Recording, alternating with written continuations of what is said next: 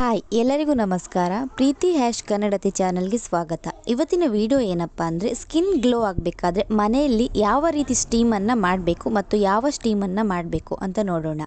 ಹಾಗೆ ನನ್ನ ಚಾನಲ್ನ ವೀಡಿಯೋಸನ್ನು ಮೊದಲ ಬಾರಿ ನೋಡುವವರು ನನ್ನ ಚಾನಲ್ಗೆ ಸಬ್ಸ್ಕ್ರೈಬ್ ಮಾಡ್ಕೊಳ್ಳಿ ಮತ್ತು ನನ್ನ ಪ್ರೀವಿಯಸ್ ವಿಡಿಯೋದಲ್ಲಿ ಹಲವಾರು ಟಿಪ್ಸ್ಗಳ ಬಗ್ಗೆ ಸ್ಕಿನ್ ಕೇರ್, ಹುಬ್ಬು ದಪ್ಪಗ ಇಂತಹ ಟಿಪ್ಸ್ಗಳ ಬಗ್ಗೆ ವಿಡಿಯೋ ಮಾಡಿದ್ದೇನೆ. ಡಿಸ್ಕ್ರಿಪ್ಷನ್ಲಿ ಲಿಂಕನ್ನು ಮೆನ್ಷನ್ ಮಾಡಿರ್ತೇನೆ, ಒಂದ್ಸಲ ನೋಡ್ಕೊಂಡ್ಬಿಡಿ.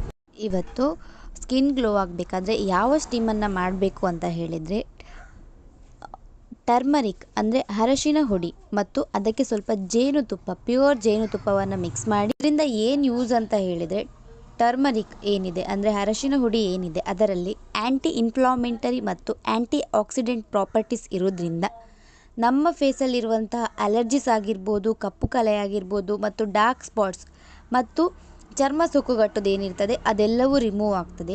ಅದಕ್ಕೆ ಹನಿಯನ್ನು ಹಾಕೋದ್ರಿಂದ, ಹನಿ ನ್ಯಾಚುರಲ್ ಆ್ಯಂಟಿ ಇನ್ಫ್ಲಾಮೆಂಟ್ರಿ ಮತ್ತು ಆ್ಯಂಟಿ ಮೈಕ್ರೋಬಯಲ್ ಪ್ರಾಪರ್ಟೀಸ್ ಹನಿಯಲ್ಲಿ ಇರೋದ್ರಿಂದ ಅಂದರೆ ಜೇನುತುಪ್ಪದಲ್ಲಿ ಇರೋದ್ರಿಂದ ನಮ್ಮ ಡ್ರೈ ಸ್ಕಿನ್ ಸಮಸ್ಯೆಗಳು ಏನಿದೆ ಮತ್ತು ಫಂಗಲ್ ಇನ್ಫೆಕ್ಷನ್ಸ್, ತುರಿಕೆ ಆಗಿರ್ಬೋದು, ಪಿಂಪಲ್ಸ್ ತುಂಬ ಆಗಿರ್ಬೋದು ಇದೆಲ್ಲವೂ ರಿಮೂವ್ ಆಗ್ತದೆ.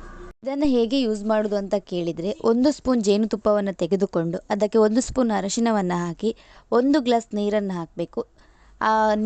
1 ಗ್ಲಾಸ್ ಹಾಕಿದ ನೀರು ನಾವು ಬಾಯ್ಲ್ ಮಾಡುವಾಗ ಅಂದರೆ ಕುದಿಸುವಾಗ ಏನಿದೆ ಆ 1 ಗ್ಲಾಸ್ ಇರುವ ನೀರು ಅರ್ಧ ಗ್ಲಾಸ್ ಪ್ರಮಾಣಕ್ಕೆ ಬರುವಷ್ಟು ಕುದಿಸಿ ನಂತರ ನಾವು ಸ್ಟೀಮನ್ನು ತೆಗೆದುಕೊಳ್ಬೇಕು. ಸ್ಟೀಮ್ ತೆಗೆದುಕೊಳ್ಳುವಾಗ 4ರಿಂದ 5 ನಿಮಿಷ ತೆಗೆದುಕೊಂಡ್ರೆ ಸಾಕು ಮತ್ತು ಈ ಸ್ಟೀಮನ್ನು ವಾರದಲ್ಲಿ 1 ಸಲ ಮಾತ್ರ ತೆಗೆದುಕೊಳ್ಳಬೇಕು.